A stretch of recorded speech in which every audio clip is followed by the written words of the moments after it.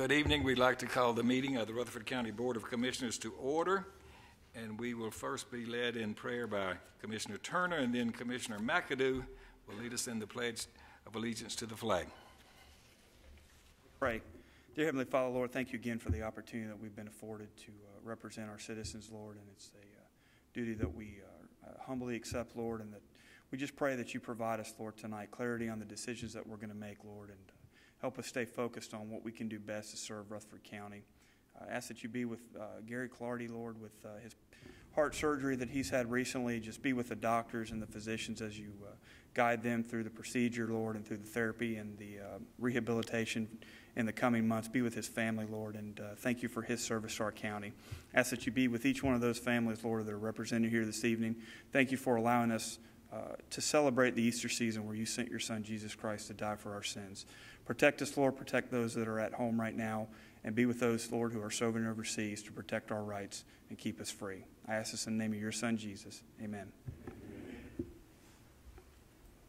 I pledge allegiance to the flag of the United States of America and to the republic for which it stands, one nation, under God, indivisible, with liberty and justice for all.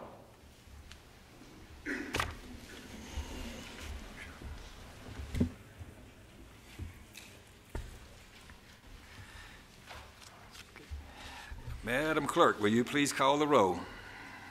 Commissioner Schaefer. Here. Commissioner Black. Here. Commissioner Jordan. Here. Commissioner P. Here. Commissioner Cook. Here. Commissioner Jernigan. Here. Commissioner Farley. Here. Commissioner Phillips. Here. Commissioner Sandlin. Here. Commissioner Turner. Here. Commissioner Allen. Here. Commissioner Stevens. Here. Commissioner Jordan. Here. Commissioner Baum. Here. Commissioner Coggin. Commissioner Young. Here. Commissioner Phillips. Right. Commissioner McAdoo. Here. Commissioner Ealy. Here. Commissioner Gooch. Here. Commissioner Sourinho. 20 present.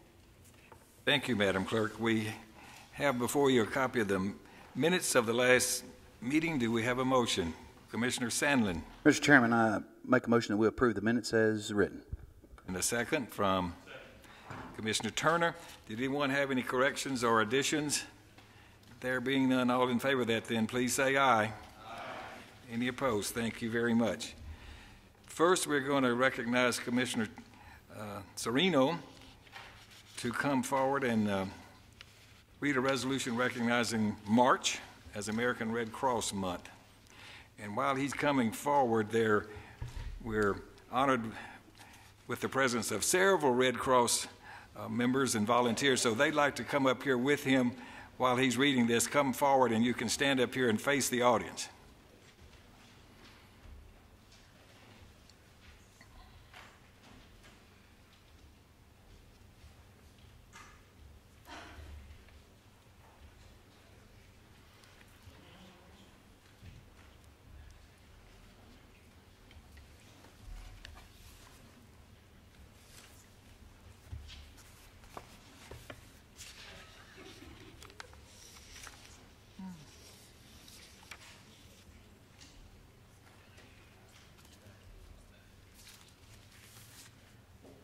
Okay.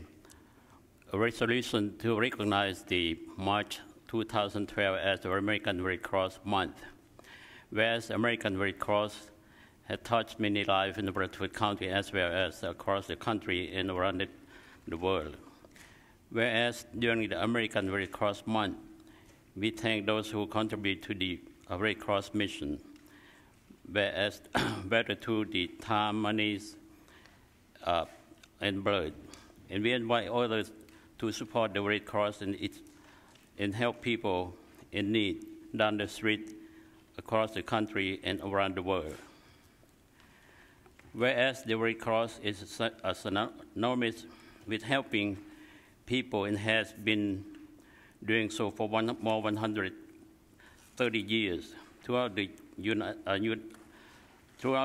past year, the American Red Cross launched hundreds of disaster relief operations within the United States to help people affected by fire, flood, hurricane, and tornadoes. The American Red Cross also supports the international disaster, including Japan earthquake, tsunami response, while it continuing its work in the 2010 Haiti earthquake response and recovery. Whereas Rutherford County, the Red Cross worked tirelessly through its 4 employees and 300 volunteers to support us when disaster strikes, when someone needs life-saving blood and comfort to help others and provide 24-hour support to members of military veterans and the family, and provide the training in CPR, aquatic safety, and first aid. Whereas for nearly 100 years, the United States President had called upon the American people to support the Red Cross and its humanitarian mission. Our community depends on the American Red Cross because it is not a government agency. The Red Cross depends on the public support and continue its humanitarian work. This is especially important therefore the challenging of the economic time. With impact, Red Cross and many people in the community and around the nation. Whereas it result by the Rutherford County, the board of it, the commissioner. The board of the commissioner, its legislative body, recognized March 2012 as the Red Cross Month and encourage all the American people to support this organization and its noble humanitarian mission. Be resolved the 15th days of March 2012. Mr. Chairman, I move for approval. Second for Commissioner Farley and several others. All in favor of that, then, please say aye. Aye. Thank you very much, Commissioner Sourinho. Now, while this group is up here, without objection, we're going to ask Brian Toll, who is the Emergency Services Director, just to give a bit of response to this resolution. Thank you, Mr. Mayor. Thank you, Commissioner Sourinho. I just want to thank all the members of the Commission and the public for recognizing our organization and the work that we do. The American Red Cross is a volunteer-led organization, and the men and women that are up here tonight are the leaders of it. These are the leaders of our disaster action teams. Whenever a large disaster occurs, these people are among the first on the scene and the last to go home. They can be found serving meals in disaster-ravaged neighborhoods. They can be found staying up all night in shelters with people who have lost their homes in fires, in floods, in tornadoes. They don't just provide help, they provide hope. And no one pays them for this job. It is strictly volunteer.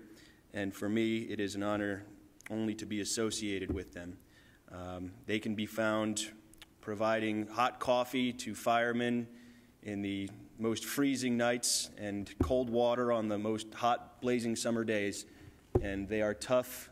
They define humanitarianism, compassion, initiative, everything that I think is good and that I think a lot of other people would think is great about this country. And I just want to say thank you to Mr. Mayor and to the Commission for allowing us to be here tonight and for recognizing these great people. Thank you. Thank you very much.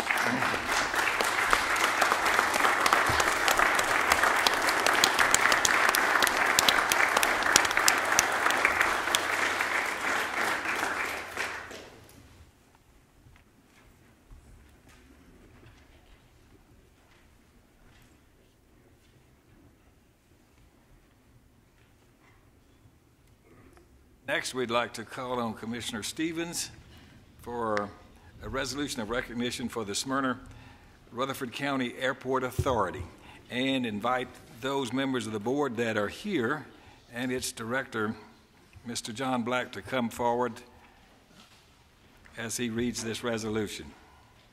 Thank you, Mr. Chairman. And while everyone's making their way up here, I would just like to emphasize how important the Smyrna Airport is to our county. It's a gem. It's very valuable to our economy, and I think it's very fitting that we pause and honor them tonight for their accomplishments for the last year. So a resolution to recognize the Smyrna-Rutherford County Airport Authority. Whereas the Rutherford County Board of Commissioners should recognize and honor those individuals and organizations that positively and greatly impact the quality of life in Rutherford County, Tennessee. And whereas the Smyrna-Rutherford County Airport Authority is one such outstanding organization, recently winning multiple prestigious awards and achieving several notable milestones. And whereas the Smyrna Airport was designated the 2011 Airport of the Year by the Tennessee Department of Transportation Aeronautics Division. And whereas Airport Executive Director John Black was selected by the Federal Aviation Administration Southern Region as the 2011 General Aviation Airport Manager of the Year for, among other things, his exceptional leadership in promoting the aviation industry, greater efficiency, and improved productivity. And whereas the Smyrna-Rutherford County Airport Authority recently installed and celebrated the grand opening of a 6-acre state-of-the-art solar farm with 3,000 photovoltaic panels that will produce 1 megawatt of green power for the Tennessee Valley Authority. And whereas the Smyrna-Rutherford County Airport Authority hosted the highly successful 2011 Great Tennessee Air Show, which was attended by approximately 40,000 people and featured the United States Air Force Thunderbirds as the event's main attraction. And whereas the Smyrna-Rutherford County Airport Authority will host the 2012 Great Tennessee Air Show in May 2012 to be headlined by the United States Navy Blue Angels. And whereas the Smyrna-Rutherford County Airport Authority Board of Directors includes the following individuals: J. Michael Woods, Chairman; Helen Colvin, Vice Chairman; Graham Coates, Steve Harrison, and Clyde Jones. And the airport's daily operation is overseen by Executive Director John Black and Airport Manager Lois Valance. And whereas all of the individuals named in the previous paragraph and all employees of the Smyrna-Rutherford County Airport Authority should be commended for their dedication to serving the people of Rutherford County at the Smyrna Airport. Now therefore be it resolved by the Rutherford County Board of Commissioners that this legislative body sincerely congratulates the Smyrna-Rutherford County Airport Authority for its prominent awards and significant accomplishments throughout the last year. And be it further resolved that the Rutherford County Board of Commissioners wishes the Smyrna-Rutherford County Airport Authority even more success in the future as it continues to make the citizens of Rutherford County proud. Resolved this 15th day of March 2012. Mr. Chairman, I so move. And a second, Commissioner Turner. All in favor of that, please say aye. Aye. Opposed? Very good. Thank you very much. And while we have this group up here before us, we'd like to give Chairman Woods a little bit of an opportunity to say a few words, and then he's going to have John Black tell us a little bit more about the great benefits and value of this organization. Thank you, Mr. Mayor. Commissioners, we appreciate you recognizing the Airport Authority for and the airport for its accomplishments. Certainly, I think all recognition should go to the management staff. We have such a great team of managers at the airport and look after the airport and to the benefit of the community. And we appreciate the recognition and the resolution that was adopted tonight. Thank you very much. We're going to take just a minute to appreciate taking time out of your agenda this evening to adopt this resolution. And at this time, we'd like to give you just a short presentation.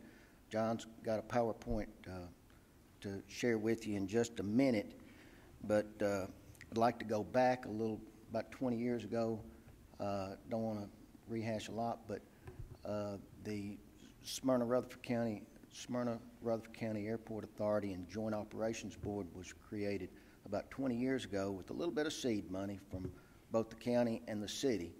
The county owns 60% of that airport, and the city of Smyrna owns the other 40%.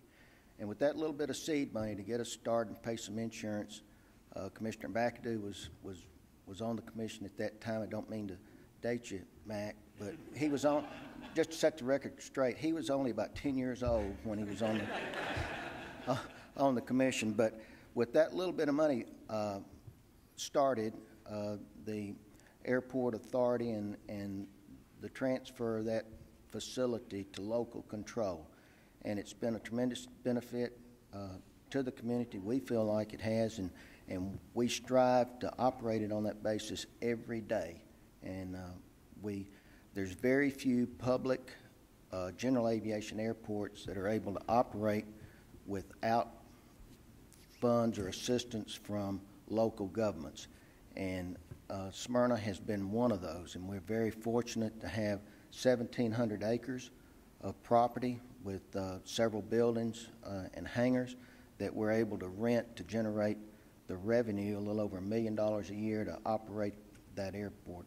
But it's a very, very fine facility, one that has been recognized since 1993, being given the Front Door Award from the State Aviation Department, and that is given on a basis of an airport being operated safely, efficiently, and effectively.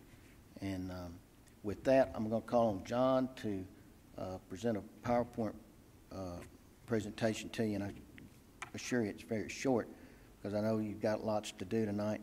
But in case he doesn't mention it, we do have an air show coming up May the 12th and 13th, featuring the jet team, the Blue Angels. So I'd like to invite all of you out there for that event. Thank you. John. Thank you, Mike, and thank you for the opportunity tonight. Really very thankful for the resolution you did, and I'm honored to be here tonight to tell you a little bit more about what's been going on at the Smyrna Airport. We're very proud of it, and I'm going to turn around a little bit so I can see this.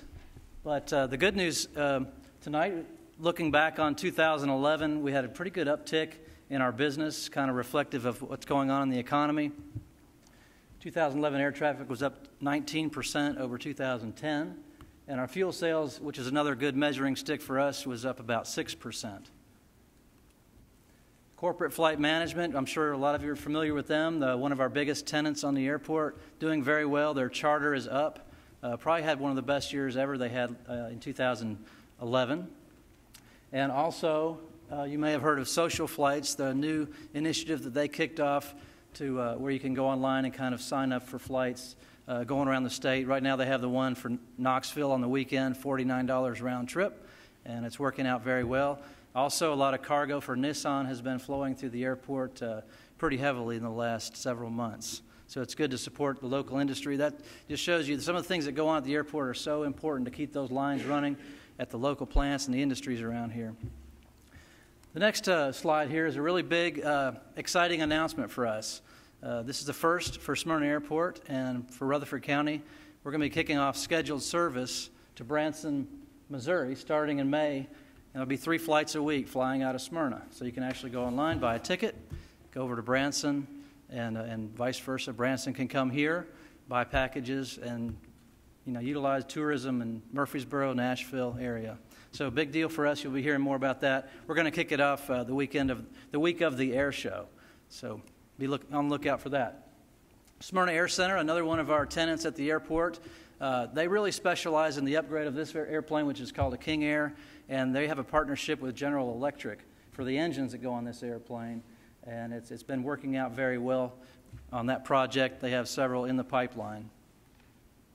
Of course, Nissan, one of our big customers that flies a shuttle out of the airport every day, twice a day, down to the plant in Canton, Mississippi. So another one of our tenants, Louisiana Pacific, or LP, as LP Field. They own this hangar on the airport. I put this in here to show you just how big Smyrna Airport is, in case you don't know. But this airplane comes down each winter for us. We call it our snowbird because it comes down from Ohio to kind of get out of the extreme weather there. They don't have a hangar. It lands at Smyrna with our 8,048 feet, no problem. We can basically land anything that has wings except the new Airbus 380, and it can only go in 4 or 5 airports in the country. So. As we talked about earlier, we just commissioned a 1-megawatt solar farm on the airport, and you can see on the left-hand side of the screen is where that is located. It's been tremendous watching how much energy it's produced, especially this week was pretty good until today when we got a little cloud cover. But it's 6 acres. There's about 3,400 panels out there, and this is hooked into the TVA grid. We originally thought we could just kind of plug the airport into it, but it doesn't work that way. So it goes back on the grid, and TVA gives us a credit back through a partnership program called Generation Partners. It worked out very well. It's a public-private partnership. We partnered with a company who helped finance it, and it has a payout about 12 to 15 years, but the panels themselves will actually produce energy for about 40 years. And this is in our terminal and on our website, and it shows in real time exactly what that solar farm is producing. So it's very interesting. You can watch that as it's taking place. This is one of our newest tenants at the airport in our large hangar. You may have seen a blimp or two transitioning through the area in the last week or so. And right now the DirecTV blimp is in that hangar. There's not many hangars that can hold a blimp, but we found out that ours was big enough. And we got the one on the left is about twice the size of the one on the right, and we're hoping to sign a long-term lease with them. They're in the hangar right now. It's interesting, actually, the blimp is about half that size. They have it deflated right now. And if you're a country music fan and you see a new Jason Aldean video coming out soon, we shot 2 of his videos in this hangar. So we try to get creative, pull in money wherever we can, and we've tapped into the music industry in Nashville. We do a lot of that as well. The next aviation development area is just north of where the terminal is at, and this is a project that we're looking at now. We think it's the right time to make the next step. Along with our scheduled service, the economy the way it is, it's starting to grow, our traffic is going up. We feel that moving into this next area, according to our master plan, and starting to develop the area that's kind of in red at the top center of the page is probably the right move to make right now. I put this in here. This is a snapshot of the virtual tour that's on our website. And we did this project. Actually, the Chamber hosted this project for us as a pilot project with a local company. And you can go into our website, and it's kind of static here. It's just a picture. But if you're on our website, you can grab this and move it around with your mouse and actually walk through the terminal, go up to the second floor, go all over the airport through the website, much like if you were looking at a hotel room or something like that, same kind of thing. And you can go from what the real life picture is to the conceptual, which is this is what I just showed you a few minutes ago there with it on a flat piece of paper. We brought it up out of the ground. So when you click on this page, you can actually go through these areas, look at these hangars. So when I have a potential client on the telephone, I can show this to them and actually walk them through and give them a real picture of what it is instead of just my description. And this is what you can see, and you can just navigate through this. So if you get time, take a look at that. And then you can toggle back to what the real land looks like and get an idea going back and forth. Okay, this is conceptual, this is real. And we're very big on what I heard today at the Destination Rutherford lunch from the gentleman who worked with Amazon. And he was the one that really helped make the deal. And he said that you have to be ready and responsive. And we really strive to be that because we know that if companies come along, they don't have time to wait. And if they do have to wait, they're going to go somewhere else. And the other thing he really stressed was partnerships. And I think that's what we have with the county here and the cities. And I think everyone really needs to think about that and be thankful for what we have here in Rutherford County and how we work together. Not all communities do that. Oh, yes, I did put a slide in here for the air show, Mike. Couldn't pass that up. It's going to be a great show, May 12 and 13. We've got the Blue Angels coming to town, and it's a real privilege to have them. It's very competitive to get a team like that in your community, and it's a great community event. So once again, I want to thank you for the time tonight, and I appreciate what you do for us. And if you ever have a chance and want to stop by, take a tour, I'd be glad to do that. Thank you. Thank you, John.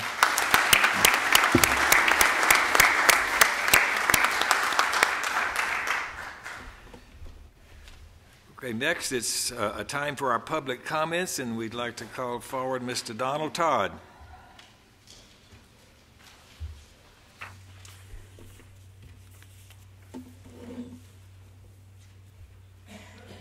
My name is Donald Todd, and I live at 633 Buck Lane. Socialistic Metro and its deliberate policy to bankrupt us must be stopped. Most of the counties in Tennessee are being managed by finance directors, trustees, and office holders who have been taught to follow economically disastrous Metro policies. This training has taken place at branch universities of the UT-MTAS. These policies include the unnecessary raising of taxes and the developing of huge debts. As of June 30th, 2011, Rutherford County's total debt was $474.5 million. Our first priority should be to stop over-appropriating to the major funds. This policy historically has led to the accumulation of huge balances of unspent surplus revenue, which, because of unconstitutional metro rules, cannot easily be used. Then, shortfalls in other funds are used as excuses to raise taxes or to seek federal loans or grants, all with harmful strings attached. We must stop this metro policy by balancing the budget so that it has a zero fund balance. A controllable emergency fund can be organized within the budget. Priority number 2, eliminate regional planning commissions made up of unelected members. Property rights issues should be decided by members who can be held responsible to the voters. Priority number 3, coercive annexation of properties within the county and denying property owners recourse to a jury of their peers must be stopped. Recently, an effort has been made to restore this right of trial by jury by adopting House Bill 1371. This bill is being fought by metro agents with threats of denying federal grants and loans. I'm not alone in my criticisms of metro government and its socialistic policies. Just last March 6th, the good citizens of Maury County, Tennessee, decisively rejected metro charter government by a vote of 10,000 to 2,000. In 2005, a Metro Study Committee in Rutherford County wisely voted against continuing the effort to establish a Metro charter government because of the excessive costs. Let's hope this wise decision-making continues.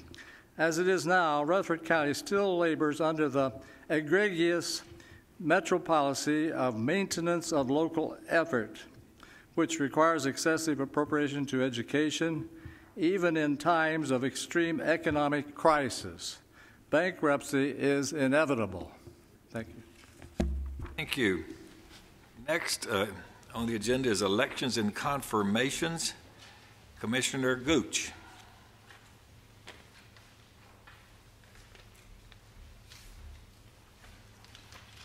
Thank you, Mr. Chairman. Fellow Commissioners, Deering has 2 items for your consideration at this time. On your desk, you will find a list of notary candidates, and I move for their election, Mr. Chair. Second, Commissioner Sandlin. Commissioner Schaefer? Yes, Mr. Chairman. I would like to amend the motion to add Ms. Rebecca Comer to the list of notaries whose name was inadvertently left off by the clerk's office. Do we have a second, Commissioner Sourinho, on that? Any discussion on the amendment? Let's first vote on the amendment. All in favor of that, then please say aye. Aye. Now, is there any discussion on the motion? All in favor of the motion of adopting the notaries that have been presented, please say aye. Aye. Any opposed? Thank you very much. Second, we need to announce 4 vacancies on the Equalization Board. Thank you, Commissioner Gooch.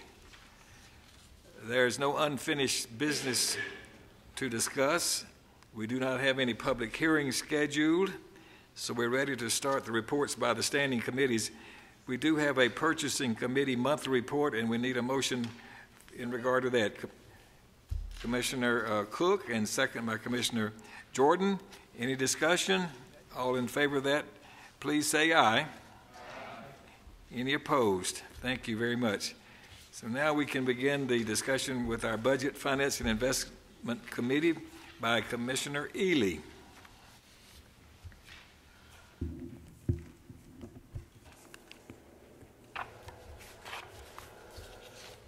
Item L2A, the General Fund Budget Amendments.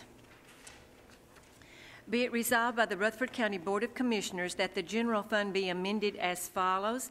From pet adoption and welfare services, increased revenue, contributions and gifts of $3,000, increased expenditures, veterinary services, $3,000.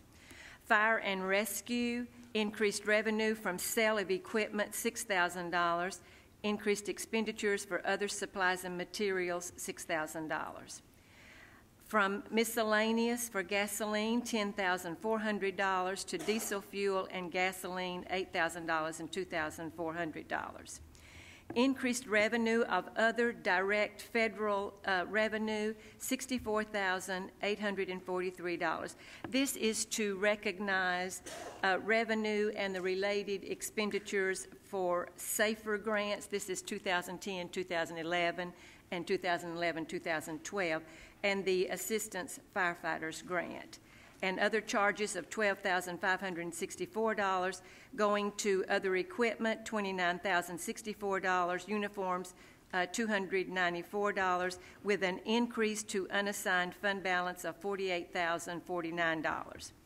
Increased revenue from other direct federal revenue, again, a 2011 Assistance to Firefighters Grant, $127,680. And from unassigned fund balance, the match for that grant, $31,920.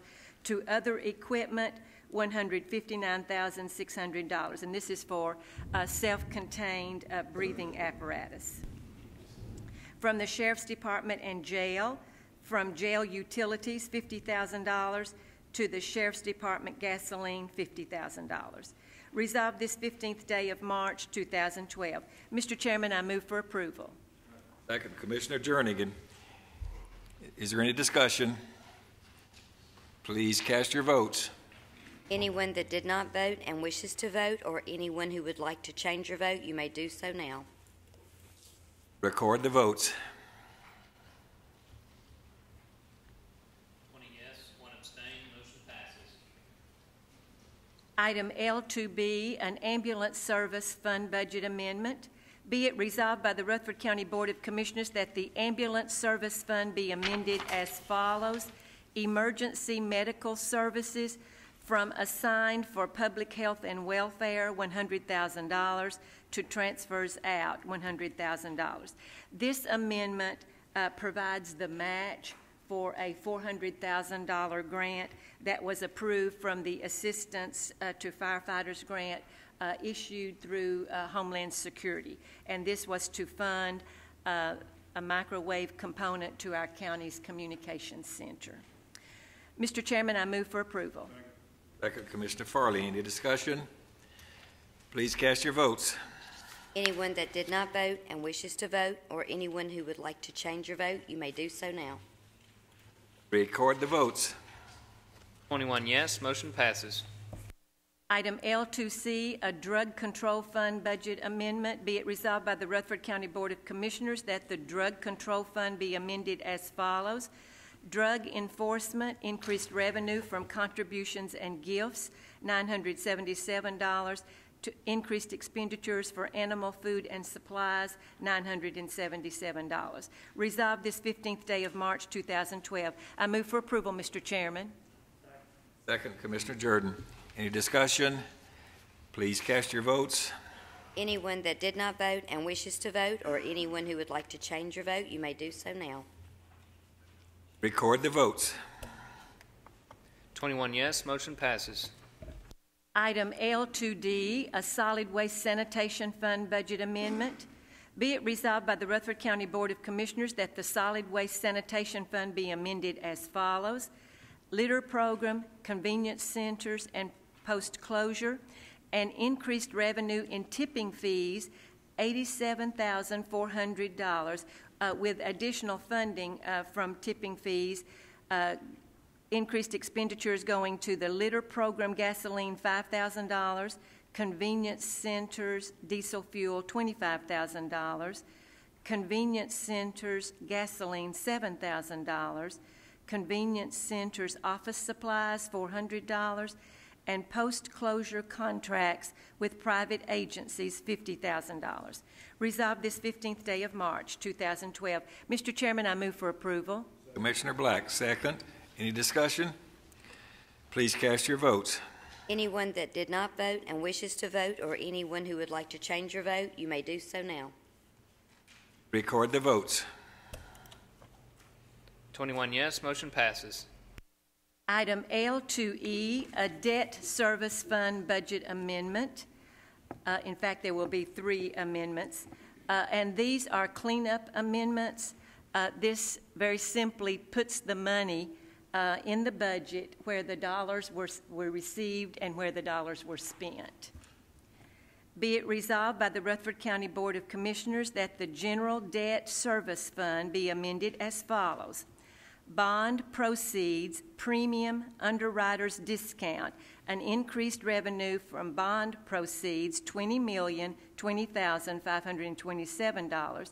Premium on debt sold, $1,303,011.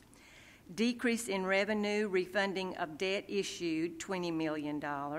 Increased expenditures, underwriter's discount for general projects, $23,134. Underwriter's discount for education, $300,404, with an increased assigned for debt service of $1 million. Principal on notes and other debt service, from principal on notes for the general projects, $997,500. Principal on notes for education, $20,002,500. To refunded bond escrow, $21 million. Other debt issuance charges, from other debt issuance charges, $180,000. To other debt issuance charges for general projects, $12,850. Other debt issuance charges for education, $167,150. Resolved this 15th day of March 2012. Mr. Chairman, I move for approval. Commissioner Schaefer, second. Any discussion or questions? Please cast your votes. Anyone that did not vote and wishes to vote, or anyone who would like to change your vote, you may do so now. Record the votes. 21 yes, motion passes. Item L2F, a resolution preliminarily authorizing the issuance of revenue bonds by the Health and Education Facilities Board for Middle Tennessee Medical Center. Before I read the resolution, I will remind the Commission and also any members in the audience and watching, this resolution carries no liability to the county, no liability at all to Rutherford County taxpayers. Whereas at a meeting on February 29, 2012, a resolution was adopted by the Health and Educational Facilities Board of Rutherford County, Tennessee, preliminarily authorizing, subject to the submission of satisfactory implementing documents, the issuance of its revenue bonds in one or more series in an aggregate principal amount of not to exceed $60 million to Ascension Health Alliance, the borrower, to finance a portion of the cost of the acquisition, construction, remodeling, and equipping of the Middle Tennessee Medical Center facility. Therefore, be it resolved by the Rutherford County Board of Commissioners that the county mayor and other appropriate officials of Rutherford County, Tennessee, be and are hereby authorized to execute all necessary documents relative to the issuance of revenue bonds by the Health and Educational Facilities Board of Rutherford County, Tennessee. A copy of the Health and Education Facility Board's resolution being attached hereto as Exhibit 1 and incorporated herein by reference as if set forth herein at length verbatim, in an amount not to exceed $60 million for the purpose of financing a portion of the cost of the acquisition, construction, remodeling, and equipping of the Middle Tennessee Medical Center facility located at 1700 Medical Center Parkway, Murfreesboro, Tennessee. Resolved this 15th day of March, 2012. I move for approval, Mr. Chairman. Second, Commissioner Turner. Any discussion or questions? Please cast your votes. Anyone that did not vote and wishes to vote, or anyone who would like to change your vote, you may do so now. Record the votes. 21 yes, motion passes. Item L2G, a resolution authorizing a partner program memorandum of understanding with the Heart of Tennessee chapter of the American Red Cross. Whereas the Red Cross provides relief to victims of disasters and helps people prevent, prepare for, and respond to emergencies. And whereas the Heart of Tennessee chapter of the American Red Cross and Rutherford County desires to expand their mutually beneficial relationship to enhance disaster preparedness and coordinate disaster planning and response activities through a partner program. And whereas it has been proposed that upon receiving disaster response training at a local chapter of the Red Cross, a pool of Rutherford County employees will be developed on a voluntary basis to assist in emergency situations consisting of, but not limited to, Red Cross shelters, emergency aid stations, service centers, mobile or stationary feeding sites, headquarters and disaster sites serving disaster survivors or disaster workers. And whereas it has been proposed that Rutherford County would grant 5 days of paid administrative leave each for up to 5 employees at one time to assist the Red Cross in a disaster response upon approval of the employee's respective department head or elected official. Therefore, be it resolved by the Rutherford County Board of Commissioners that the county mayor be and is hereby authorized to execute a partner program memorandum of understanding with the Heart of Tennessee chapter of the American Red Cross, a copy of the same being attached hereto as Exhibit 1 and incorporated herein by reference as if set forth herein at length verbatim, and subject to the county attorney review. Resolved this 15th day of March 2012. I move for approval, Mr. Chairman. Second by Commissioner Allen and others. Commissioner Farley. I don't know if we have to make an amendment, but there's a spelling problem on our county clerk's name. It's not Linda, it's Lisa. Thank you. Oh, thank you, Commissioner Farley. We will make that correction. Any other discussion? All in favor of this, then please say aye. Aye. Any opposed? Thank you very much.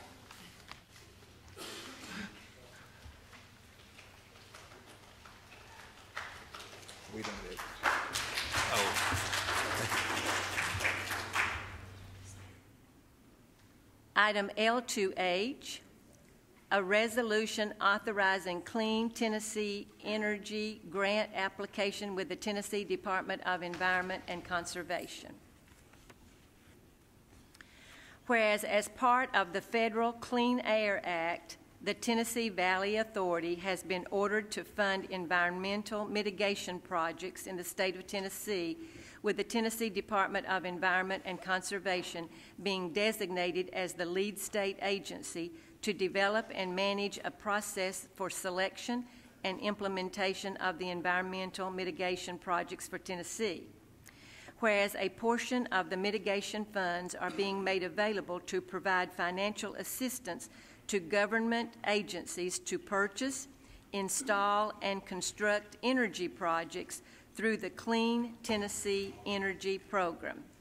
And whereas it is being proposed that Rutherford County submit a Clean Tennessee Energy grant application to the Tennessee Department of Environment and Conservation for up to $250,000, which will require local matching funds of 20%, to provide funding for a heat recovery unit at the Rutherford County Adult Detention Center to supply hot water.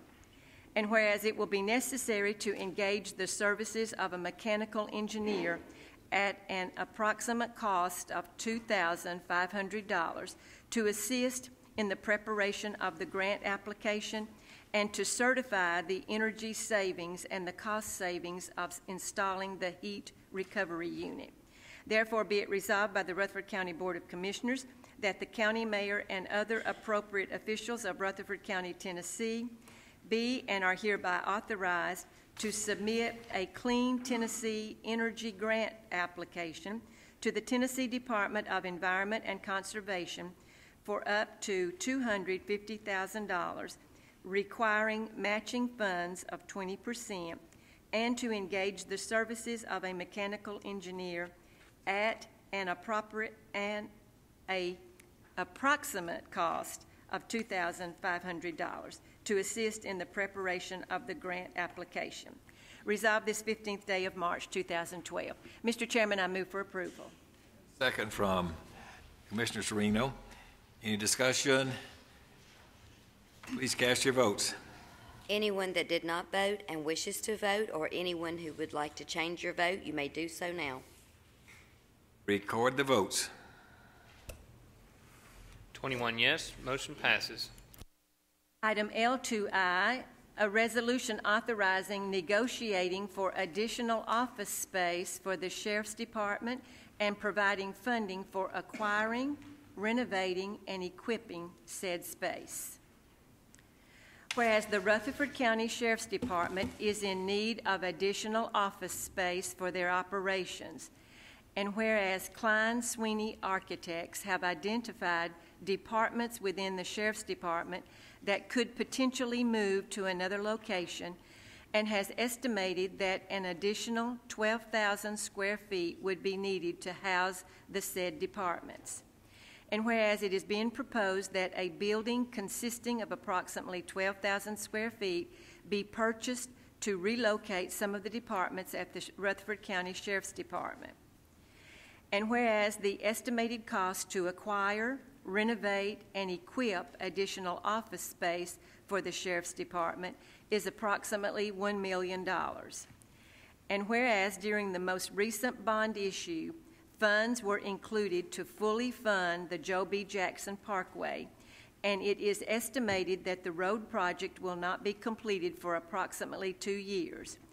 And whereas it is being proposed that $1 million of the Joe B. Jackson Parkway project be reallocated to the Sheriff's Department Office Space Acquisition Project.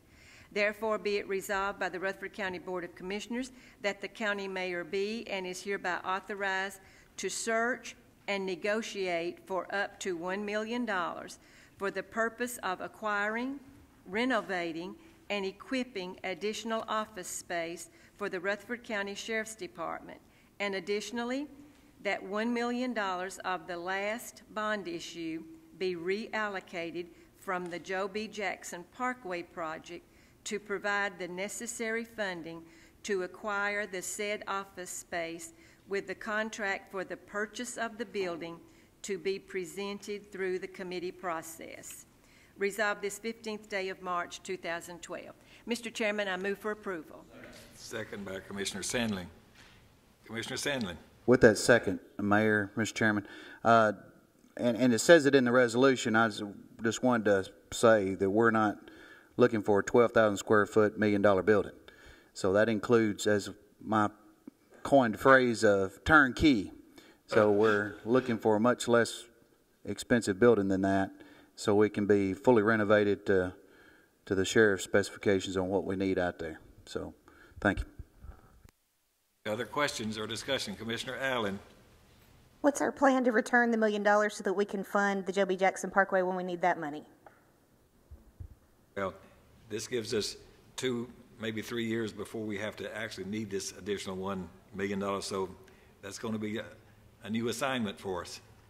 I guess that's just my main concern is when we borrow the money for one purpose and then we spend it differently than we had planned, I'm just uncomfortable with that. And so I just want to know what are we going to do going forward to make sure that we don't come back again and say, oh, but we have to commit this money to Joe B. Jackson. Well, we already had the money. So I want to know what's the plan. Well, the plan originally was to only borrow for half of Joe B. Jackson when we initially went into the market, knowing that we would be going to the market probably later for another purpose, and we would just add the other half at that point in time. Because the rates were so good and we were going to get such a premium, it was decided then, well, let's go ahead and take advantage of this and go ahead and borrow for the whole road. So, do you see what I'm saying? So then the initial plan was not even to borrow for the full road.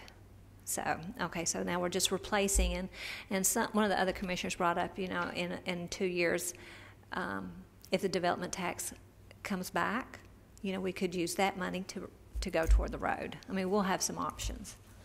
but we will have to replace it. Let's see, Commissioner Schaefer was up and then Commissioner P. I believe when the sheriff brought this up in committee that the amount of space that they're running right now is costing us $42,000 a year. And that, this is much bigger, and it can house more that we have in an overflowing jail right now, and it can postpone additions to the jail 4 or 5 years or so before we have to really worry about that again. So I think we need to look at to get this amount of space, if we got to rent it, how much more it's going to cost than $42,000. Commissioner P. Actually, Commissioner Schaefer said exactly what I was going to say. We're already spending the money that it cost us to rent this building. And two, this is going to keep us from having to spend an extra, what was it, Mayor, $8 to $9 million that the sheriff was asking to renovate. So we're actually saving quite a bit by being able to do this lease. One, we're already paying the money out. So we're going to be getting something, a little bit better, more room, and we're going to put off having to, pick up another debt of almost $10 million. Thank you. Commissioner Allen. I guess just the last comment I want to make on this is I did have an opportunity to tour the jail on Saturday, and in no way would I ever want to trade places with Robert Arnold and the job that he has to manage that facility. It's very impressive. The officers are very impressive, so I don't want my comments in any way to seem like they're not 100% in support of what he's doing over there. But one of the questions that I asked him was, and I would really like for public safety to hold him to this, is I feel like, right behind schools, public safety is our number 2 budget item. It's what we spend the most money on.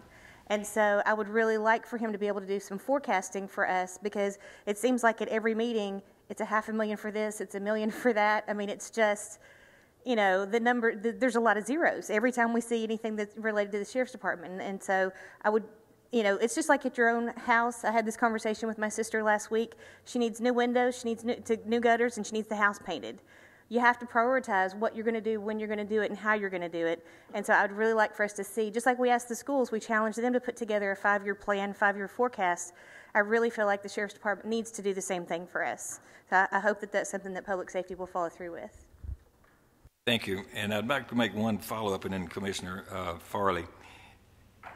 The bond resolution that we prepared and you executed, it fully allowed for the use of these borrowed funds for public safety needs. So we did have an encompassing resolution that allowed this to actually take place. We sort of had this anticipated a little bit, so we put that in there so we would be, all would be appropriately legal, and et cetera. Commissioner Farley. To kind of touch what you just got through saying, in the past, we have had them do that through the past administration and through, actually he started off doing that, and it kind of falls to the wayside sometimes. He can project something 2 or 3 years down the road, and then we pass it up here on a 5-year plan, and then it just goes away. But they have done that in the past. And we did have a plan. In fact, we have a pretty complete set of plans that would have cost us $9 or $10 million to actually execute to take care of the needs that they have identified that we worked on substantially. So one little piece of that we are doing is improving and expanding that kitchen, and that's a part of what we had. So this is a continuation of the plan. We just couldn't execute the whole plan, and we had to step back and take a smaller bite, you might say. And Commissioner Schaefer. I'd just like to mention, because I've been on public safety for a while, and I mean the last administration here too, and we've heard about the space that we're running out of for several years now. And it's like the dispatch console that we just purchased. I've heard that, I'd hate to guess how long, and finally push came to shove, and you got to bite the bullet sometime, and we're doing it, I think we as a commissioner are doing everything we can to find creative ways to fund items, like going to Christy Houston or whoever in this way, so, to keep from putting any more burden on the residents of this county. Other discussion or questions?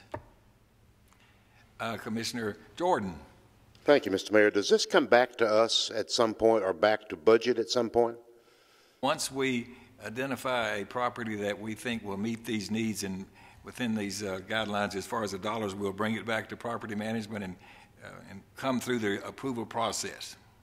So we won't actually make a commitment. We'll make offers if we can find something that we think is suitable and will work. We'll make offers contingent upon final approval by the Board of Commissioners. Budget in there anywhere? It'll come from property management to public safety to budget. Okay. I don't particularly have any objection to this. It seems like a very good idea, and I particularly like the idea of maybe saving us some money right now and long term. Absolutely. I am curious, however, as to see if I can explain this where I understand it. The sheriff, as I understand, is going to move some employees and some departments from the jail to this building, and I trust you completely to negotiate this. I'm sure you're looking forward to another negotiation somewhere down the line. So now we're going to have some more space in the jail, but I would say that space that is now emptied in the jail is not going to be suitable for prisoners. We're not going to be doing anything. This is primarily going to be providing space for those departments within the sheriff's office, not the jail itself, okay? This is patrol, this is SROs, this is those that serve warrants, those types of things will be what's moving over, okay? Okay, and they need it. And many of us in here have toured this facility or been out there for one thing or another, and clearly they are cramped, okay? But when they say jail expansion, I think the public thinks, and I believe we think, to house more prisoners. And whatever whatever space that we free up, which is fine, is not going to be for prisoners. So when we start talking about down the line here somewhere, and it's going to happen, that we're going to have a larger jail, we're talking about for prisoners, because I'm afraid the number does keep going up. I just want to make that point. And I'm glad to know it's going to come back through the process again, because I personally would like some more information on who's going to move and where and how much space is left, and obviously the price is very important. And I appreciate your time. Thank you. Thank you. Commissioner Farley. Can I touch on what Commissioner Jordan just spoke of? Years ago, we actually doubled the capacity of the prisoners area. But by adding from single cells to double cells, with adding the bed, the infrastructure of the office space has, not to my knowledge, has never been added on to. That's where the problem is right now. At some point in the future, there are going to be some problems as far as the inmate area.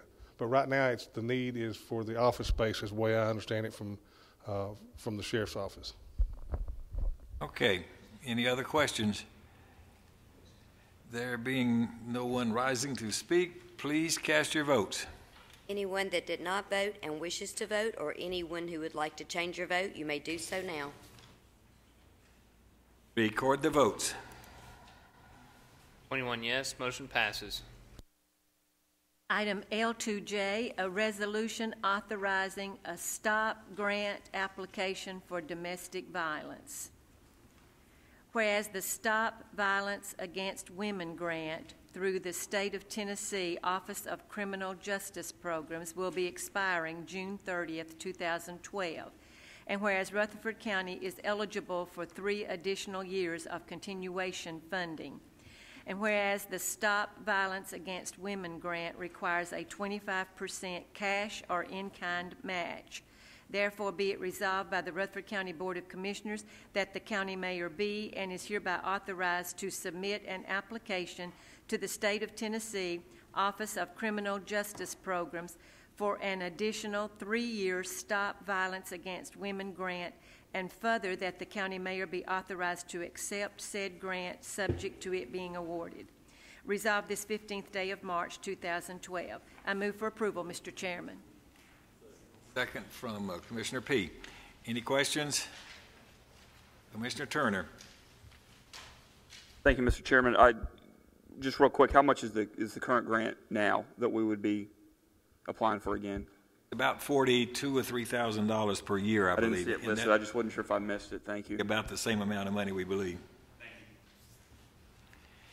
Any other questions? Please cast your votes. Anyone that did not vote and wishes to vote, or anyone who would like to change your vote, you may do so now. Record the votes. 20 yes, 1 abstain. Motion passes. Item L2K, a resolution amending Rutherford County's accounting and financial management policies to require direct deposit of county employee payroll payments and related direct deposit policy. Whereas Chapter 49 of the Private Acts of 1979 authorizes the Rutherford County Budget and Finance Committee to establish and approve policies, procedures, and regulations in addition to the specific provisions of this law for implementing a sound and proficient financial system for administering the funds of the county.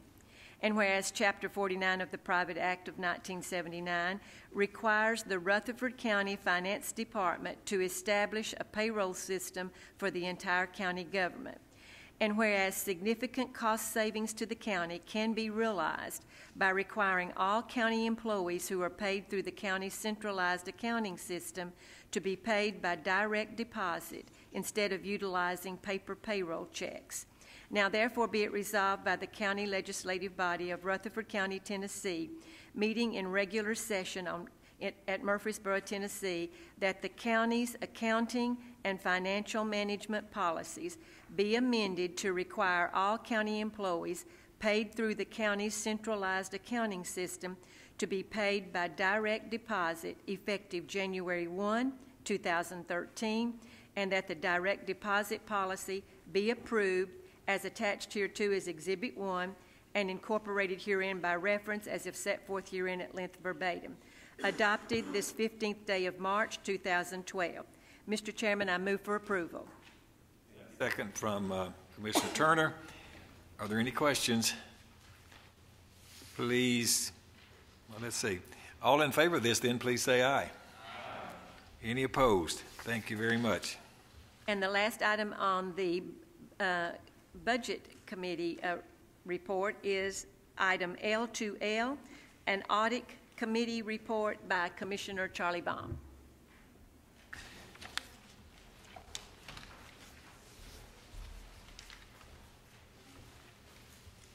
Thank you. The county's audit committee first met on Thursday, March the 1st of this year.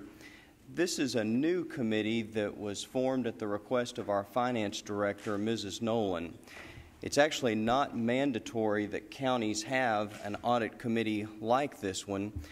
Instead, this is one of the first committees of its kind at the county level in the state right now. But I do want to commend Mrs. Nolan and the mayor for exploring ways through this committee to make the county's finances as open and transparent as possible.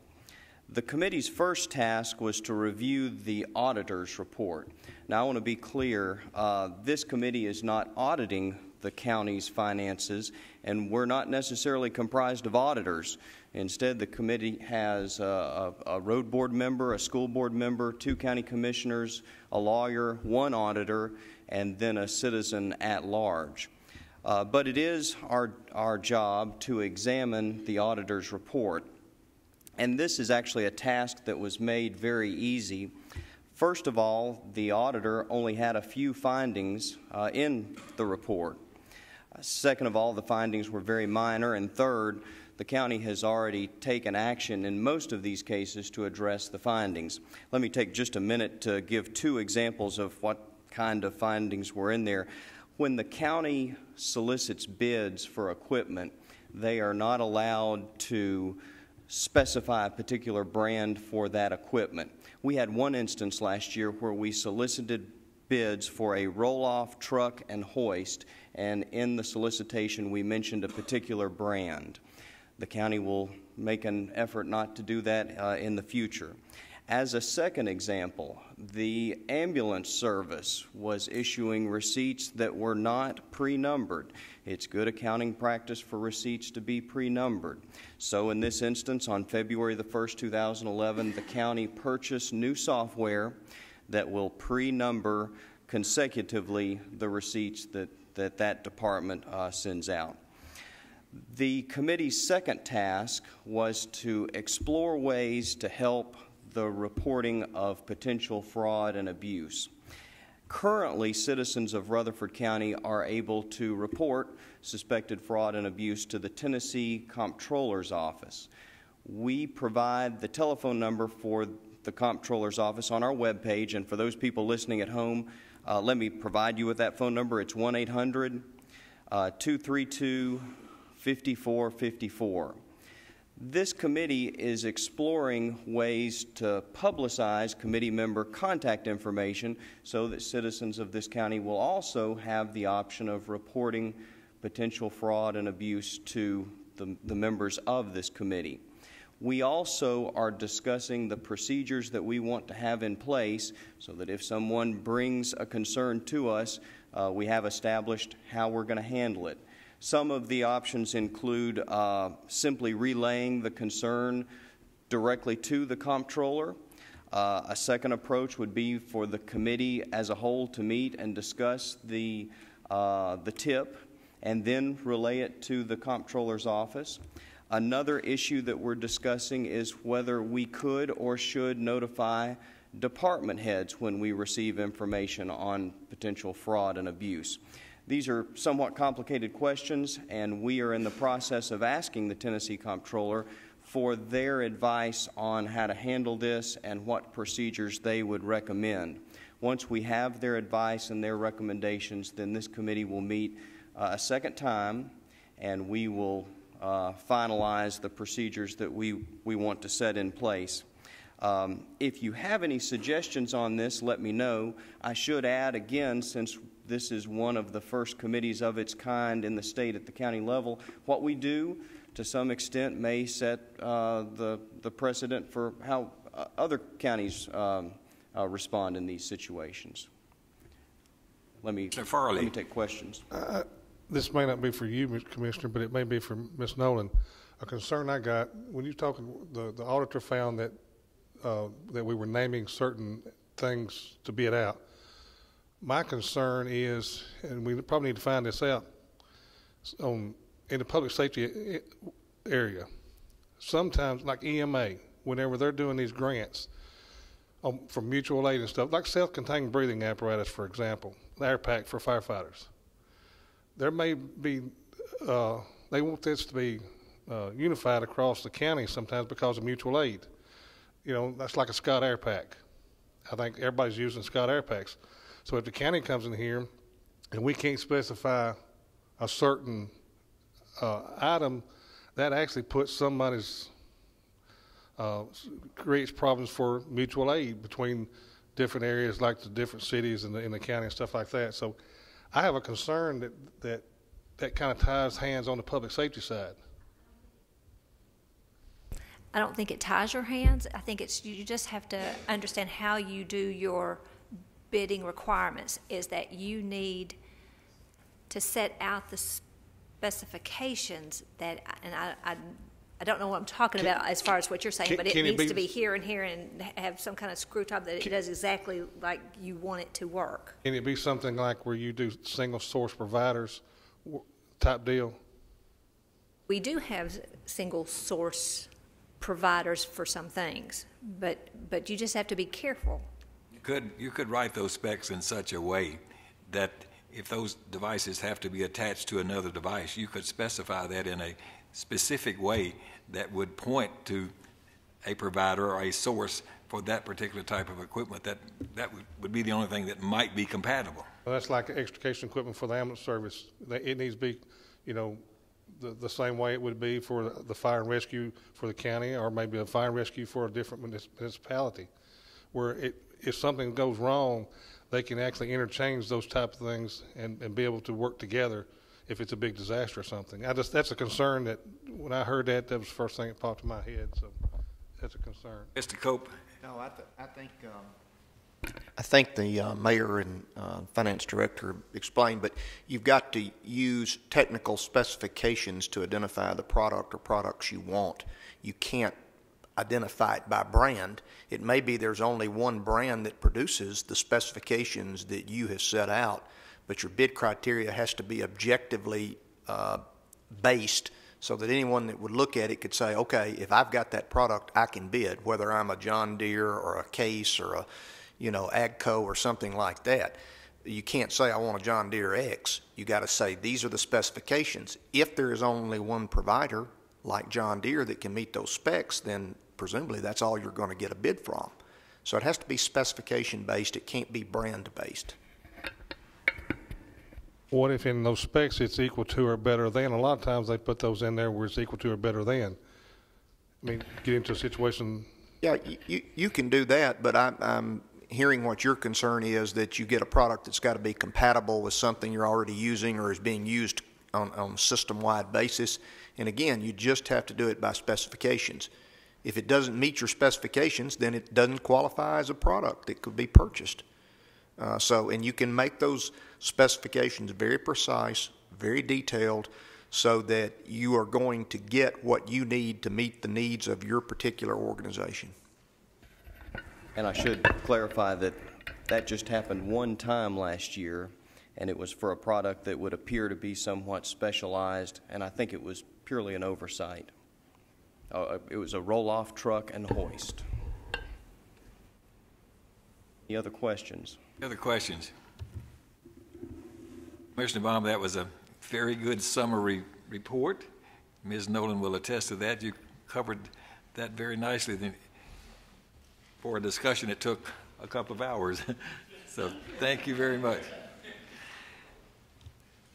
Do we need to, maybe we need to approve the report of the audit committee. That might be wise to get it in the minutes. Do we have a motion to approve Mr. Sandlin, the second, Mr. Turner, that we approve the report of the audit committee? Any other discussion? All in favor of that, please say aye. Aye. Thank you. Any opposed? I assume not. Let's see. The Health and Education Committee, there is no report, though we do have one agenda item under Property Management Committee. Commissioner McAdoo.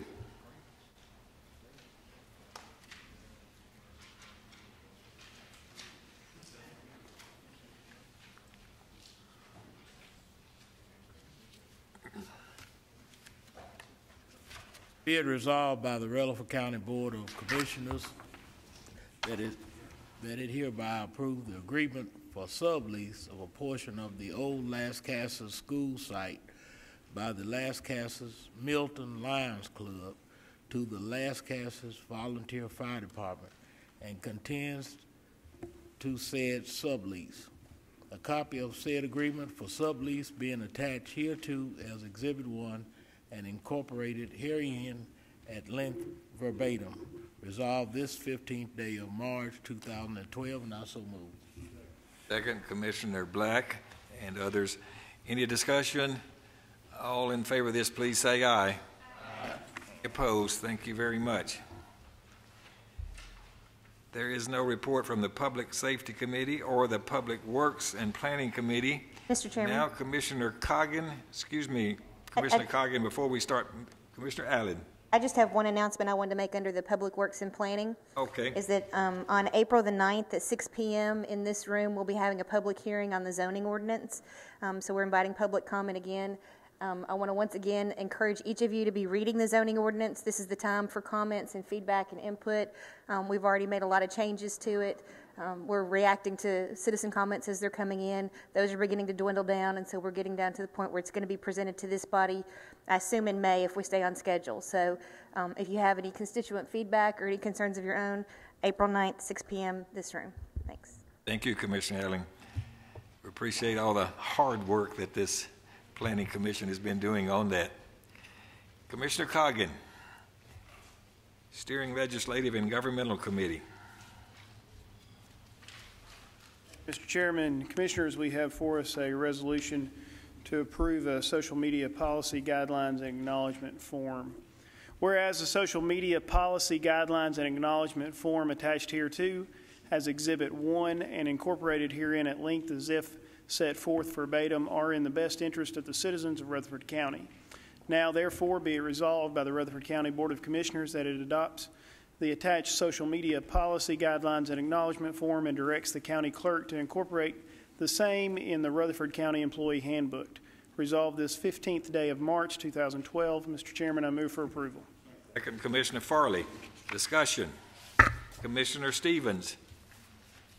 Thank you, Mr. Chairman. I would like to offer a one-sentence amendment to the social media policy. In the top paragraph, after the sentence that says this policy applies to so-and-so, I would like to add a sentence that says the following.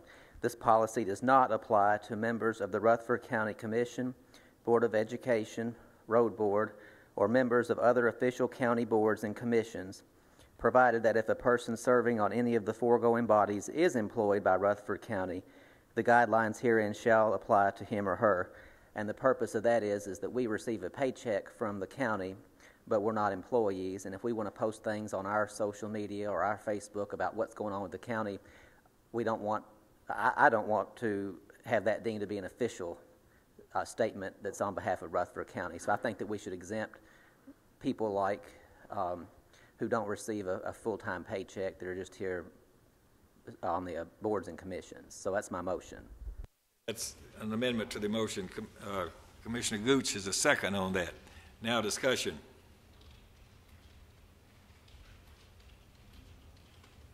I understand your amendment. I think if we're going to tell our employees that they got to abide by something, I think we need to abide by it as well. Just my opinion. You know, we need to set an example as the leaders of this county. And I think if we're going to ask our employees to do it, I think we need to abide by it. My opinion. That'll be yours. Thank you. Other discussion? Could you read that amendment one more time, please? Right. This policy, this would be one sentence that's added to, I think this, after the second sentence is currently in the first paragraph. This policy does not apply to members of the Rutherford County Commission, Board of Education, Road Board, or members of the official county boards and commissions, provided that if a person serving on any of the foregoing bodies is employed by Rutherford County, the guidelines herein shall apply to him or her. Commissioner Gooch. If I may, I would like to make a motion to suspend the rules and have our Human Resource Director, Ms. Stevenson, come up and maybe address this issue. Second by Commissioner McAdoe. All in favor of that, please say aye. Aye. Any opposed? All right. Mrs. Stevenson, come forward, and are you going to just address this discussion regarding the amendment, or what is your request of her, Mr. Gooch? Okay, so I think we've progressed pretty far down that the basic language, I think, has been worked through. So, Ms. Stevenson, you can say whatever you choose to say then. Thank you, Mayor and Commissioners. And you must not know me very well because I could talk all night. So,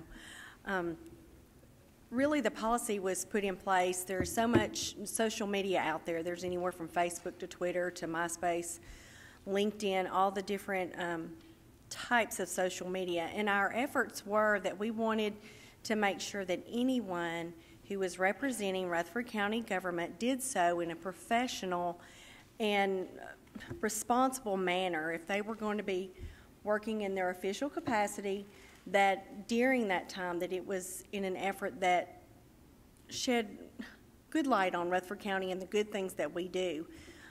While people do have opinions and they can state those in their own way, it's still that we want to make sure that we represent the county in a very professional way.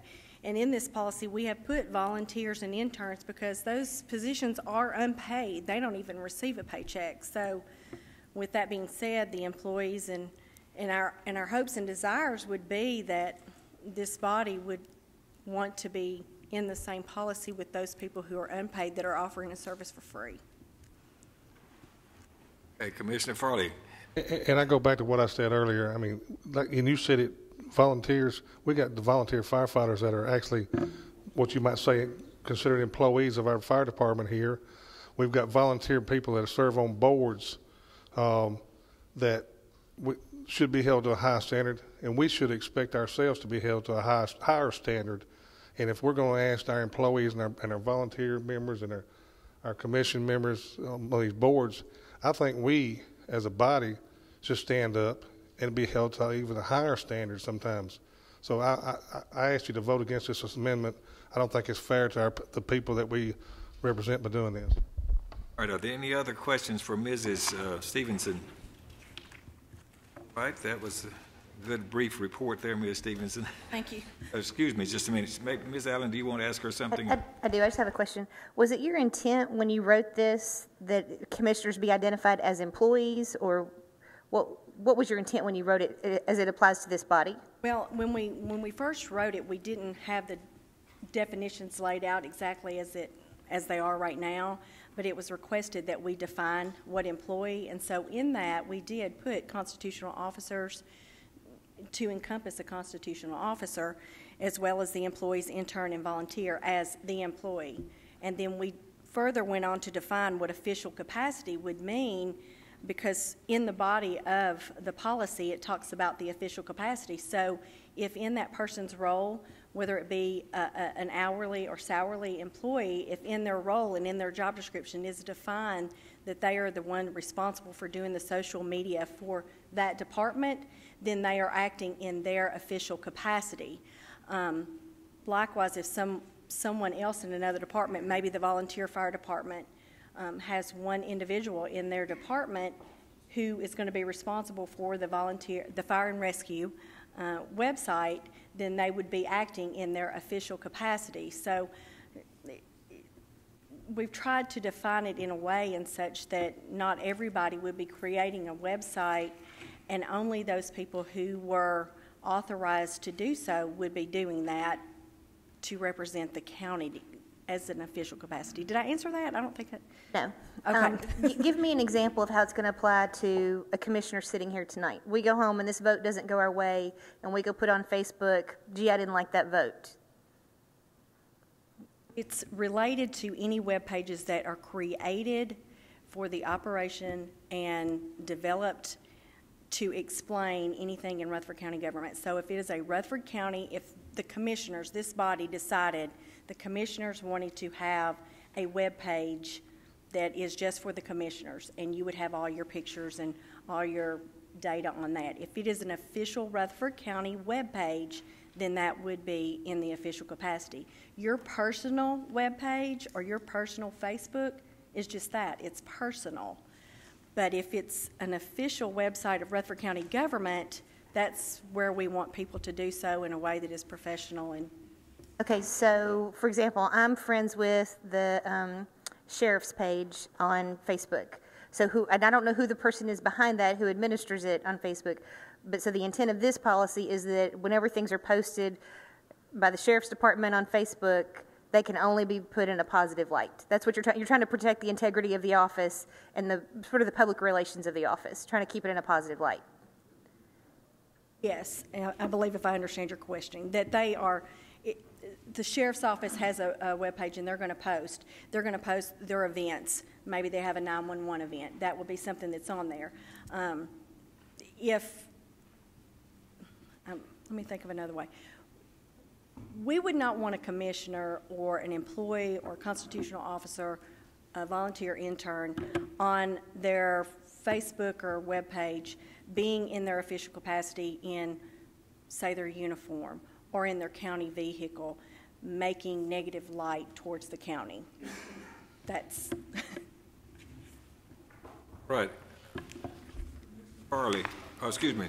Let's go with Commissioner McAdoo. He hasn't had an opportunity. First of all, who would monitor this? Who would make the decision if an employee or commissioner is not doing what this policy? As far as the monitoring, it would be based on if someone called our anywhere that's the abuse line, or if they notified us, the ethics committee, or made a comment to the mayor, maybe even called the mayor's office and said, we have a problem with the posting that's on there, could you investigate this for us? As far as this monitoring it per se, Brian's and his team has some things in technology that can ensure that there's no profanity, no sexually explicit materials, and those things that come through the county's server, correct, Brian? So as far as monitoring everything that goes out, there's really not the time or the efforts for that. We have things in place that hopefully would block those type activities. But how would you punish an elected official if an elected official do this? In other words, they're elected and they hold this position. If they go out on Facebook or whatever and put whatever they want to out there, how would we punish them, or how would we govern them? Well, any of us that are elected officials could be reported in violation of the ethics policy. I mean, it could rise to that level. It may be nothing except a basic verbal reprimand, but attention could be brought to the difficulty if one chooses to take that particular course of action.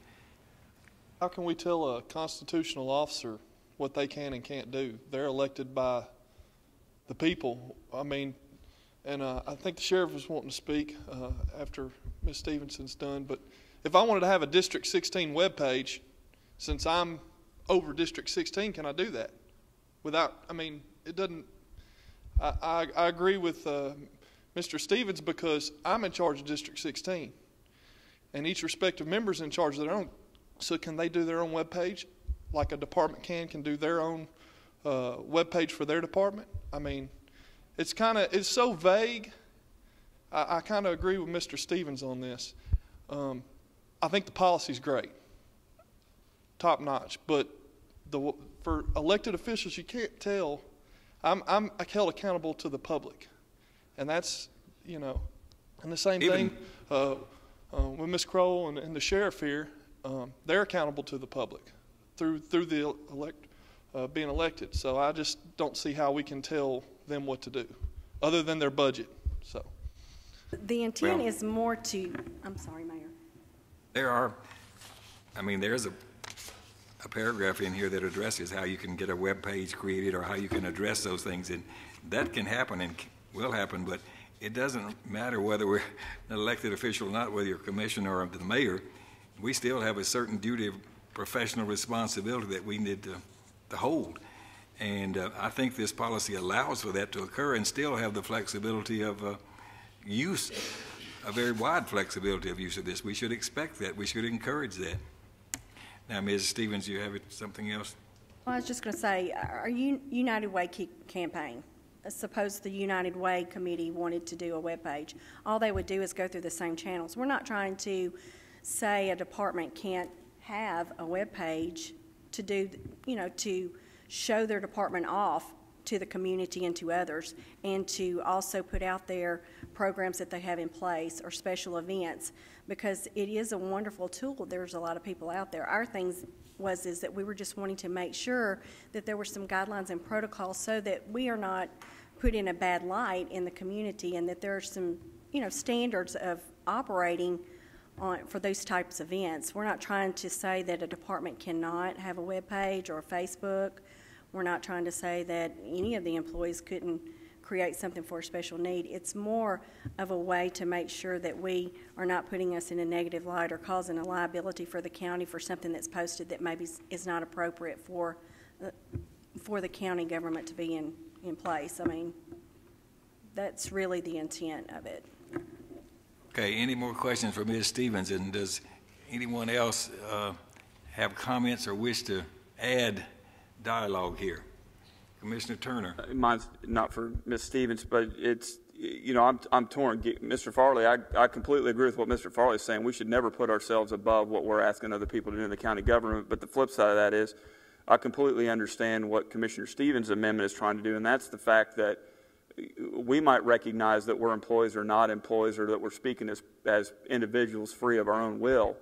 But someone that might see that on Facebook or on Twitter might not recognize that that's just Brad Turner, citizen of Rutherford County, speaking, and they look at that as the county commissioner just said he doesn't like so-and-so or that he doesn't agree with this.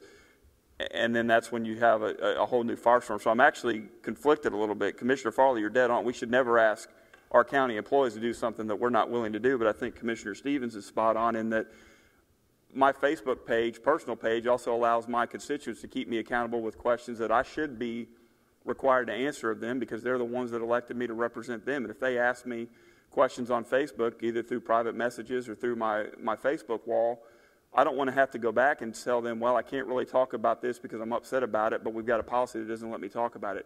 I understand that, but I want to be as open to them as I can be, and that page allows me to do that. Now, if that means to what Commissioner Young suggested of creating a District 10 Facebook page, I can do that. But to his point, I'm being held accountable to them, and I don't necessarily know if I want another body coming in there and saying, well, you shouldn't have said that, you're wrong. So we're going to hold you accountable for that because that was unprofessional. And that's just my concern, is that you open up a whole new Pandora's box when you start saying, well, you can't say this and you can't say this. I think that as the general public and as an elected body, and even those that are constitutional or employees, constitutional officers and employees of the county, we should be responsible enough to know what's professional and what's acceptable and what's not acceptable. The problem is sometimes that doesn't always happen, but I tend to think that the people that we've hired to represent the county in employee capacity and in constitutional levels understand what professionalism needs to be exhibited to people on social media pages, and that's kind of just my 2 cents. I don't know if I was running in circles or not, but I certainly see all the points that have been presented here this evening. Commissioner Gordon is up, and then Commissioner Coggin. Thank you, Mr. Mayor. A couple of questions for Ms. Stevenson here. Ms. Stevenson is aware how much I admire her and her work. So the employees, I was really looking at page 5 here. Employees are cautioned that they should have no expectation of privacy while using the internet at work or on work equipment. Does that mean that each I must make sure here that each employee, when they're hired at some point, or they've had some sort of advice here that they are not, et cetera, et cetera, et cetera, to engage and be very careful what they put out there, and et cetera? At least 2 times in the once in the employee handbook and once when they're given permissions to be onto computer access. Okay. Commissioner Turner, and I don't know if I don't want to put words in his mouth, but this bothers me a little bit. I think we're tiptoeing around the First Amendment here a little bit, and I don't want to get too deep into this, but about what you can say and you cannot say. But I'm looking particularly at these 2 lines here, again on page 5 under monitoring. The county reserves the right to monitor comments or discussions about the county and its employees posted on the internet by anyone, including employees and non-employees. Okay, the next line really bothers me. The county uses search tools and software to monitor forums such as blogs, other types of personal journals, diaries, doesn't get any more personal than that, I don't guess, personal and business discussion forums, and social networking sites. Doesn't say whether a person is at work, whether it's an employee, commissioner, and I think surely everyone in this room knows, probably from bitter experience, that if you send an email, you do anything on any of these sites, you might as well just, when you send it, you might as well just plan on it being public. Look for it on the front page of the you-know-what the next day. If it's not there, just say, well, thank goodness it's not there. Because that information is out there. It's there somewhere. Somebody's got it. Now, do you have a comment on that at all? And you used the word intent a while ago, and I trust you implicitly. I understand your intent and the intent of your office. This ability to search only applies to our internet county site. The first sentence says they should have no expectation of privacy while using the internet at work. Our internet is what we're talking about here only. That's the only time this tool could be used to search. Yes, sir, and I understand that, but now we have and I'm really not exactly certain how it works, and I don't think the other 20 commissioners are either, at least some of them are not. But we have a whole new system now that has gone into effect about me getting my emails and where they are posted. And am I right on this? Which, of course, mine doesn't work. We've talked about this, but that's okay. It's probably me that doesn't work. But it bothers me that is there, and evidently is because don't we all get all kinds of emails all the time? I mean, absolutely critical of other commissioners or policies or things we have done, and then aren't we kind of supposed to answer? I think so. And am I not supposed to be honest with the constituents or any citizen? I would think so. Well, I don't know about this, Ms. Stevenson. I'm sorry. And if you want to comment, go ahead. If not, that's okay. And I appreciate your comments, Mr. Mayor. Thank you. Thank you. Any other questions or discussion? Thank you. Well, let's see. This is for Ms. Stevenson or Mr. Coggin. Go right ahead. I just wanted to say to the full commission, the steering committee's looked at this for, I think, 3 to 4 months now. And, I mean, we weren't in a hurry to push it up here, and we're not in a hurry to pass it tonight. I mean, I'm fine with it the way it is. We looked at it. Commissioner Stevens is on the committee. He's looked at it for 3 or 4 months, and this never came up. If it's a new thing that's come up, like some other things Commissioner Jordan's brought up, I'm happy to bring it back, and we'll look at it and get it right. We may not get it right tonight. Let's get it right instead of pushing something through that may not be right. I mean, I have social media sites. I'm on Facebook and Twitter, and I mean, I don't have a blog. Nobody wants to read what I blog about anyway. But I know many of you do as well. So, I mean, that's where we need to be. I know all of us, or a lot of us, utilize that tool, and we don't want to not be able to utilize that. So if we need to get it right, let's get it right. But let's not pass something that's not right. All right. We have a motion and an amendment that's been properly seconded on the floor. We have to act on the amendment. Mr. Sandlin. It basically comes down to, if you're on any of these county-owned sites and you put something on there in common sense terminology that's not right, you're going to be in trouble. So basically, if you're on your own site, your own personal site at home, whatever, and you want to tell any constituent whatever, then you're fine as an employee or whatever. This just pertains to any of the company sites. Now, if you put the county seal on there, or the fire department seal, or any seals we've got on in the county as part of your visual of who you are or who you represent, and do something, then you're in trouble, according to this. But, you know, in a bad light, that's what I'm saying. That's all we're saying here. So I don't. I think Commissioner Stevens, you can put whatever you want to on your site. If you go on this site, then you need to be respectful of who you are and what you represent and who you represent and what you're doing. Not that you're not that all the time. I mean, I'm sure you are. But I'm just saying, on your own site, you can say whatever you want to and do whatever you want to. Am I correct? Yes. Thank you. Mr. Young. With that, is the sheriff's site his site since he's elected, or is it the county site? And he's wanting to speak, so I'd like to suspend the rules and let him speak about this issue. Second. All in favor say aye.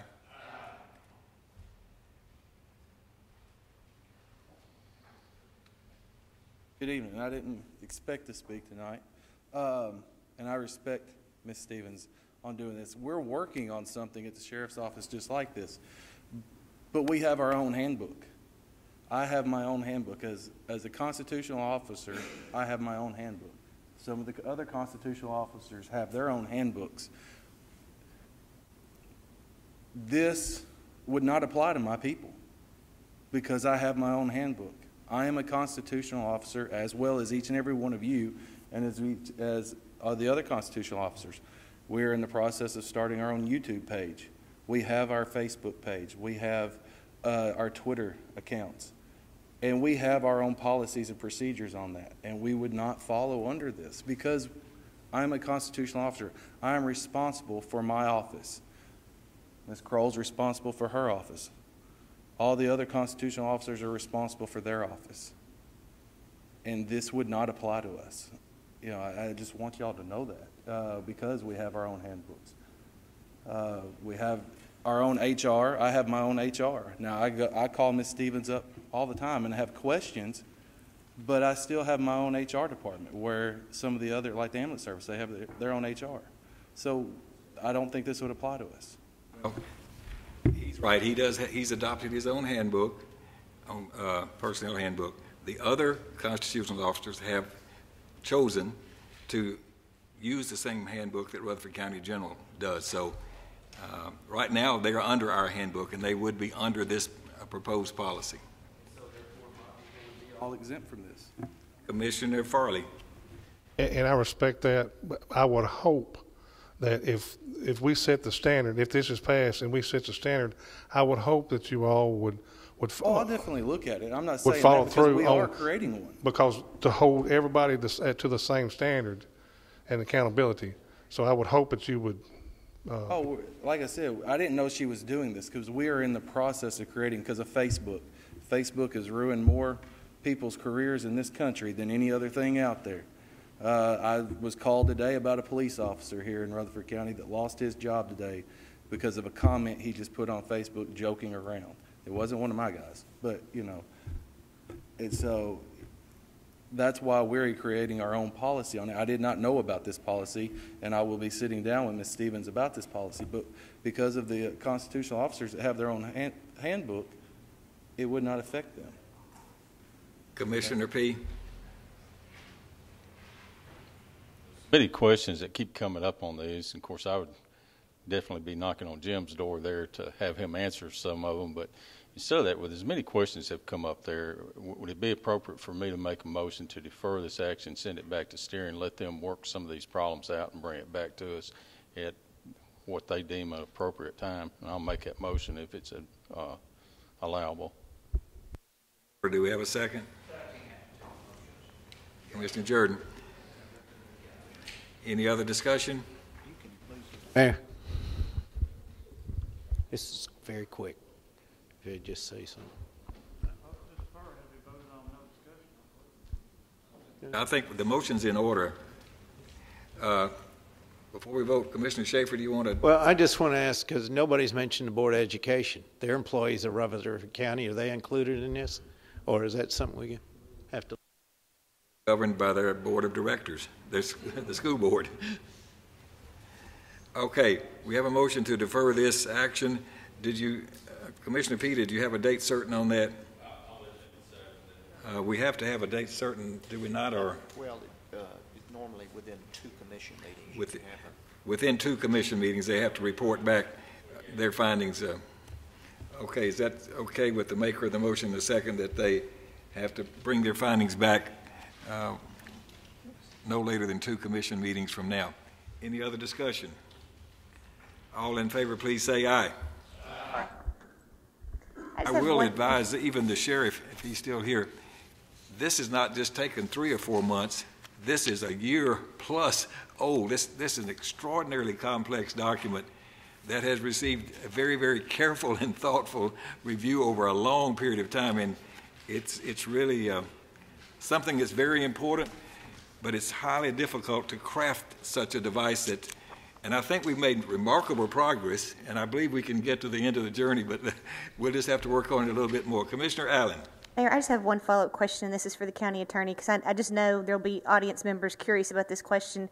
How do you advise the county on that fine line between freedom of speech and adopting a policy like this?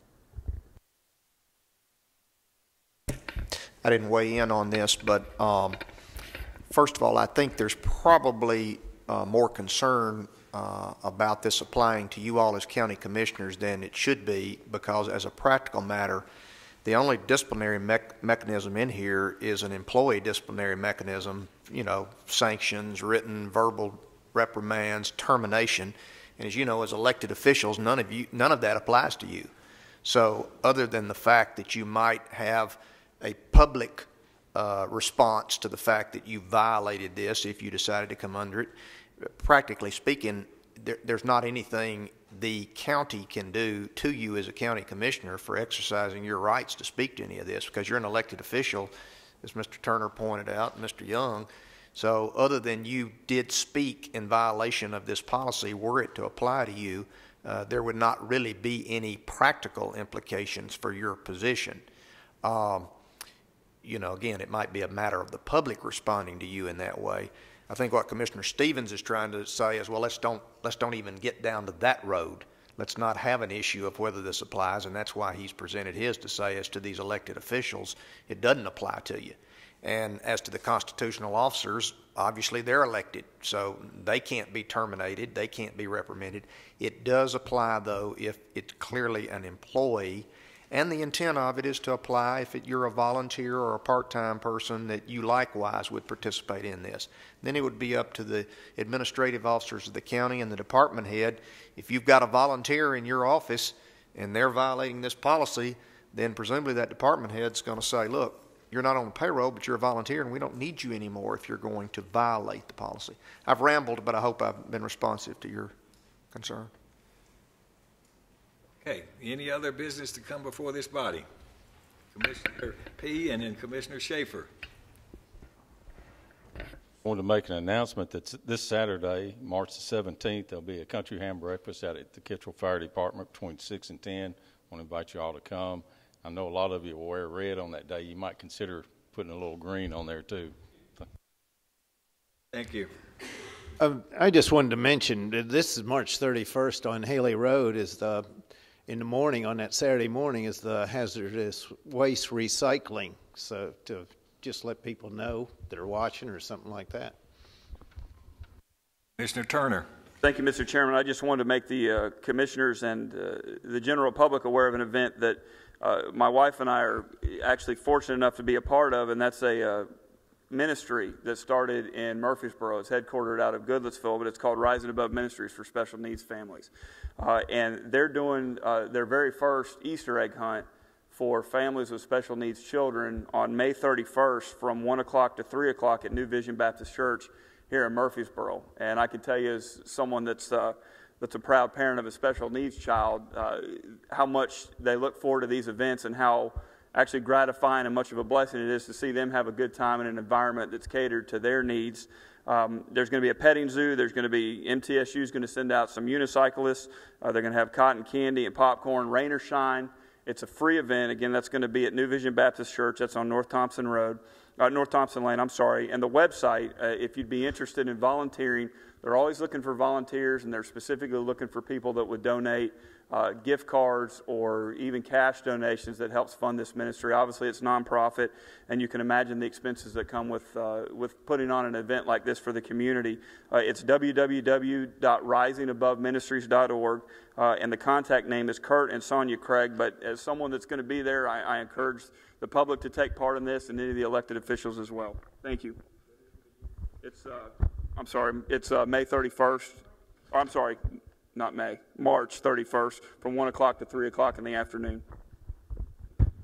Mr. Sandlin. Yes, sir, Mr. Chairman.